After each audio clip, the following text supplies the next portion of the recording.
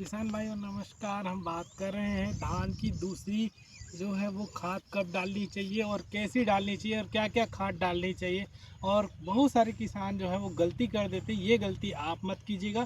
तो वीडियो को अंत तक देखिएगा। जैसे हमने बताया था कि पहली खाद जो है आपने डाल दी है और दूसरी खाद की समय की बारी आ गई, तो लगभग अपना वैज्ञानिक दृष्टिकोण से देखें तो 35 से 40 दिन के भीतर इन्हों को बहुत ज़्यादा नाइट्रोजन की ज़रूरत पड़ती है, जो यूरिया के माध्यम से मिल सकती है, डीएपी के माध्यम से मिल जाती है। तो आप इन खादों का हम इस्तेमाल अपन देखेंगे। होता क्या है किसान भाइयों की, यदि हम यूरिया की बात करें तो यूरिया देने से क्या होता है कि इसमें पौधे में जो है वो नाइट्रोजन की मात्रा मिलती है। नाइट्रोजन से पौधे हरे दिखाई देते हैं और कल्लों में जो है वो फुटाव आपको देखने को मिलेंगे। इसके साथ में हम जो है वो यूरिया तो देंगे ही देंगे, और कितनी मात्रा में इम्पोर्टेंट है। देखिए किसान भाइयों, कोई बता देगा 30 किलो 40 किलो एक बोरी आप डाल दीजिए यूरिया, ऐसा नहीं है। आप जो है सबसे पहले तो ये महत्वपूर्ण काम ये करेंगे कि आपकी सिंचित धान है, असिंचित धान है, या फिर आपने कौन सी वैरायटी का चयन किया, हरुना तैयार किया है या कौन सी वैरायटी का चयन किया, ये उसके ऊपर निर्भर करता है। और पहली खाद में आपने कितनी मात्रा में यूरिया दी है वो बहुत डिपेंड करता है। उसके अकॉर्डिंग आप जो है वो डिसाइड करेंगे।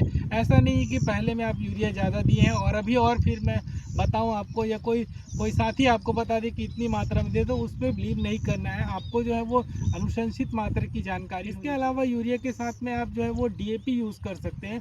डीएपी जो है वो साइड जो ब्रांचेस निकालने के लिए बहुत ज़्यादा इम्पोर्टेंट और महत्वपूर्ण जो है वो आधा रोल अदा करता है। इसके अलावा आपको पोटास की है। क्या होता है किसान साथियों, जैसे ही 30 से 35 दिन के हमारी जो धान है वो हो जाती है रोपाई के बाद, तो होता क्या चीज़ है, इसमें आपको तनक छेदक का अटैक देखने को मिलता है। तो यदि आपने सिर्फ यूरिया डाल दिया या डीएपी डाल दिया, तो होता क्या चीज़ है, जो वो आपके पौधे को जो है नाइट्रोजन जो है वो लचीला कर देगा, स्पेशली यूरिया के केस में देखें। और आपका जो इंसेक्ट का अटैक है वो बहुत ज़्यादा बढ़ सकता है। इसलिए हल्की मात्रा कम से कम 20 किलो प्रति एकड़ की मात्रा से आपको इस अवस्था में देना चाहिए, ताकि रोग प्रतिरोधक क्षमता और इंसेक्ट के नाजुकपन जो है वो बना मत रहे। तो हमको यूरिया डाल सकते हैं, डीएपी डाल सकते हैं, साथ में पोटाश डाल सकते हैं। इसके अलावा हम काम कर सकते हैं। आप देखो, आपने डीएपी डाला है तो डीएपी के साथ जिंक मिक्स नहीं करते, क्योंकि देखो कोई भी फास्फोटिक खाद है, कोई भी फास्फेटिक खाद, चाहे वो अमोनियम सल्फेट हो, मैग्नीशियम सल्फेट हो, सल्फेट खाद जो फास्फोरस युक्त खाद जैसे है डीएपी फास्फोरस युक्त खाद है, उसको मिक्स नहीं करते। मिक्स करने से क्या है कि उसमें बाउंडेशन बन जाएगा। इसलिए मैं बोल रहा हूँ कि आप यूरिया के साथ आप जिंक मिला के डालेंगे, जिंक सल्फेट है तो वो बहुत शानदार। इसके अलावा साथ में फेरस सल्फेट या 5 किलो लेंगे तो आपको शानदार रिजल्ट आपको देखने को मिल सकता है। लेकिन उसको डीएपी के साथ आपको जो भी मैग्नीशियम सल्फेट है या तो फिर आप जिंक सल्फेट सबसे ज़्यादा जरूरी रहता है धान में, क्योंकि हमारी जो ज़मीन है वो थोड़ा डिफिशिएट रहती है। इसकी जो सिम्टम्स है जनरली दिखाई देते हैं, तो आप इस्तेमाल कर सकते हैं। इसके साथ में आपको इन खादों के अलावा उसी खाद में, जैसे कि हमने यूरिया डाला है और पोटास डाला है और साथ में जिंक मिक्स किए हुए हैं, तो उसके साथ में हमको दानेदार कोई भी तनक छेदक की दवाई है, जैसे कि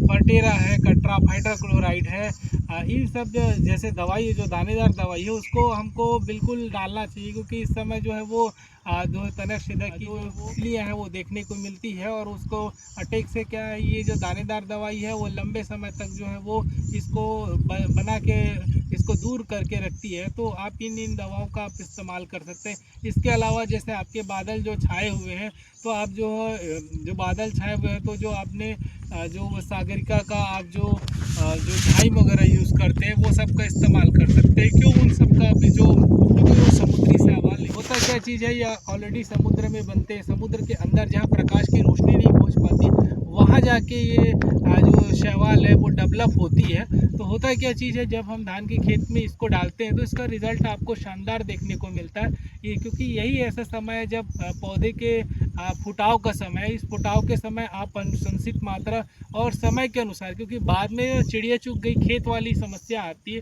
तो वो ना आए किसान भाइयों। इन सब बातों को ध्यान में रखो, जो है वो धान में दूसरी खाद जो है वो अनुशंसित मात्रा के अनुसार डालनी है, ना कि कोई किसी के बता देने से आपको डालनी है। तो आप जो है वो कमेंट करेंगे कितना क्या डालना है, तो आपको मैं पैकेज बना के दे दूंगा। क्योंकि क्या होता है कि आपने कितना बेसल में डाला है वो तो हमको पता नहीं है, तो आपको क्यों मतलब हम गलत जानकारी दें, क्योंकि भी आप जो है बताएंगे, कमेंट करेंगे तो आपको अनुशंसित मात्रा के अकॉर्डिंग हम जानकारी देंगे। तो इस तरह से वीडियो देखने के लिए जो है वो चैनल को सब्सक्राइब, वीडियो को लाइक कर दीजिए और अधिक से अधिक किसान भाइयों को शेयर कीजिए ताकि सही इन्फॉर्मेशन किसान